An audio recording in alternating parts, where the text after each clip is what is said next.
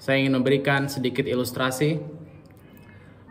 Apabila ada seorang istri yang memasak opor ayam untuk berbuka suaminya, tentu sedikitnya atau paling tidak ada tiga respon. Ada tiga respon dari sang suami.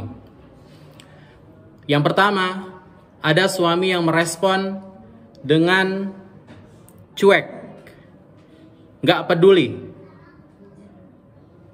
bertanya saja tidak.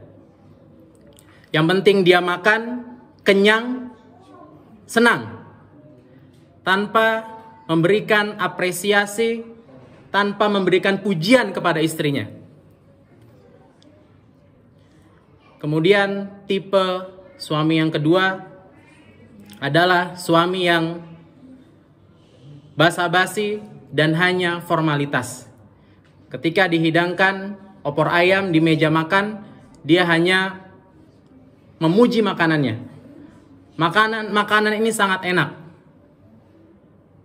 Saya sangat suka jika kamu besok memasaknya lagi. Jadi pujiannya hanya kepada makanannya. Pujian seperti ini tentu tidak memenuhi batin seorang istri.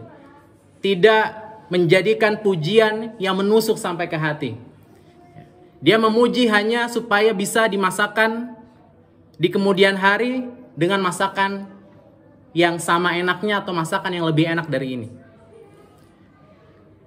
Ini tanggapan suami yang kedua. Kemudian tanggapan suami yang ketiga, respon dari suami yang ketiga adalah suami yang penuh dengan apresiasi, penuh dengan pujian. Dia bahkan sebelum masakan dihidangkan, sang istri sedang memasak, dia baru mencium aroma masakannya, dia sudah memuji. Masya Allah, masakan apa ini? Baunya saja sudah enak. Apalagi kalau aku bisa memakannya. Ketika makanan dihidangkan, dipuji lagi dengan rupa masakan atau rupa makanan yang begitu indah. Ketika dimakan, diberikan apresiasi kembali, dipuji kembali istrinya. Masya Allah, makanan ini adalah makanan terenak yang pernah aku makan. Dari tiga respon ini, kira-kira sama persis respon tanggapan seorang hamba ketika dihidangkan malam Lailatul Qadar oleh Allah Subhanahu wa Ta'ala. Allah hidangkan malam Lailatul Qadar sebagai ampunan. Allah lipat gandakan amalan-amalan kebaikan di malam itu. Lailatul Qadari khairum min alfi syahr. Malam Lailatul Qadar, malam yang lebih baik daripada 1000 bulan. Seseorang yang sholat di malam tersebut, sholatnya lebih baik daripada sholat 1000 bulan. Baca Quran, sedekah, berbakti kepada kedua orang tua. Semua kebaikan-kebaikan tersebut Allah lipat gandakan lebih baik daripada 1000 bulan. Namun respon dari hamba Allah Subhanahu wa Ta'ala, ada di antara mereka yang cuek, gak peduli, bahkan cenderung lebih mementingkan urusan dunia,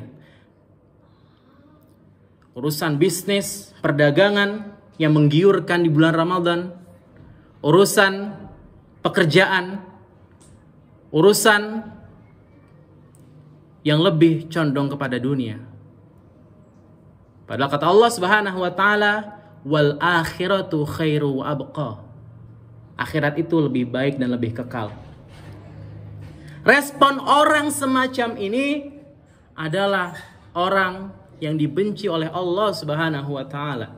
Dan Allah sebutkan dalam Al-Quran, orang semacam ini sangat sulit sekali dinasehati, sangat sulit sekali mendapatkan hidayah. Allah Ta'ala berfirman, a'udzubillahi minasyaitonirrajim, Innal ladzina kafaru sawa'un 'alaihim a andzartahum am lam tundzirhum la yu'minun. Sesungguhnya orang-orang kafir, kamu berikan peringatan atau tidak kamu berikan peringatan sama saja bagi mereka. Mereka tidak akan mau beriman. Mungkin secara khusus kafir di sini adalah orang yang tidak mau beriman kepada Allah dan Rasul-Nya, orang yang tidak mau memeluk agama Islam. Tapi secara umum makna kafir di sini adalah orang-orang yang menutup diri dari kebenaran, orang-orang yang jauh dari hidayah Allah Subhanahu wa taala, orang-orang yang tidak memperhatikan ayat-ayat Allah Subhanahu wa taala. Termasuk orang yang gak peduli, cuek dengan turunnya malam Lailatul Qadar di 10 terakhir dari bulan suci Ramadan. Kemudian respon yang kedua adalah orang yang penuh dengan formalitas, basa-basi. Bagaimana sikap mereka? Sikap mereka adalah mereka banyak beribadah, banyak melakukan kebaikan-kebaikan di bulan suci Ramadan, qiyamul lail, salat tarawih, salat isya, baca Quran, sedekah dan seterusnya. Akan tetapi mereka masih melanggar syariat Allah Subhanahu wa taala. Mereka masih melakukan banyak perbuatan dosa. Orang tersebut penuh dengan formalitas. Orang semacam ini tidak bisa memaknai dari ibadahnya sendiri. Padahal kalau kita bercermin dari Al-Quran, Allah Ta'ala berfirman, Inna salata tanha anil fasya iwal munkar. Salat itu mencegah dari perbuatan keji dan munkar. Berarti orang yang salat kemudian masih bermaksiat pada Allah, masih berkata dusta, masih gibah, berzina, melihat sesuatu yang diharamkan Allah Subhanahu wa taala, mencaci, memaki orang lain, berarti orang tersebut adalah termasuk orang yang basa-basi, orang yang penuh dengan formalitas. Dan Allah Subhanahu wa taala membenci orang semacam ini. Walaupun orang semacam ini masih ada kemungkinan, masih mungkin 50%, 50% kembali ke jalan Allah Subhanahu wa taala, karena dia masih melakukan kebaikan-kebaikan, walaupun di sisi lain dia masih melakukan banyak keburukan, banyak maksiat, meninggalkan hukum-hukum Allah Subhanahu wa taala. Kemudian orang yang terakhir adalah orang yang benar-benar menyanjung, mengagungkan nama Allah dari hatinya, sehingga dalam keseharian nampak bahwa dia bergembira dengan hadirnya malam Lailatul Qadar. Kegembiraannya itu ditunjukkan dari kebaikan-kebaikan yang ia lakukan. I'tikaf, qiyamul lail. Dan tidak hanya itu, dia juga meninggalkan perkara-perkara yang dilarang oleh Allah Subhanahu wa taala. Hatinya tidak dipenuhi dengan kebencian, hatinya tidak dipenuhi dengan prasangka. Ada orang sholatnya rajin, ngajinya rajin, sedekahnya rajin, tapi kemudian suka membicarakan aib orang lain. Orang semacam ini orang yang penuh dengan formalitas. Kalau bahasa anak sekarang mungkin sholat terus, maksiat jalan, STMJ. Penuh dengan formalitas. Mudah-mudahan kita termasuk hamba Allah Subhanahu wa taala yang bergembira dengan hadirnya malam Lailatul Qadar. Mari kita hidupkan 10 malam terakhir dan semoga kita bisa mendapatkannya. Bisa mendapatkannya di hari-hari 10 malam terakhir ini. Meskipun para ulama menyebutkan yang terkuat adalah di malam-malam ganjil, namun hendaknya kita tetap menghidupkan di seluruh malam. Di seluruh malam. Kita qiyamul lail, tegakkan malam dengan sholat, dengan baca Quran, sedekah, berbakti kepada kedua orang tua, dan juga kita menjaga diri dari segala hal yang diharamkan Allah Subhanahu wa taala, perbuatan dosa, maksiat. Semuanya itu harus kita hindari.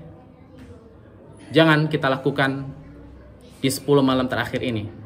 Dan pembuktiannya berhasil atau tidak kita menjalankan ibadah di bulan suci Ramadan adalah setelah bulan suci Ramadan. Kalau setelah bulan suci Ramadan, musolah ini, masjid ini kembali sepi, berarti menunjukkan bahwa kita tidak berhasil. Kita tidak bisa memaknai dengan sebenar-benarnya hakikat dari Allah Subhanahu wa taala menjadikan bulan Ramadan sebagai bulan yang penuh dengan keberkahan, penuh dengan ampunan, dan Allah Subhanahu wa taala memberikan surga, membuka pintu surga seluas-luasnya di bulan ini. Mungkin ini yang dapat saya sampaikan. Semoga bermanfaat. Subhanakallahumma bihamdika asyhadu an la ilaha illa anta astaghfiruka wa atubu ilaik. Assalamualaikum warahmatullahi wabarakatuh.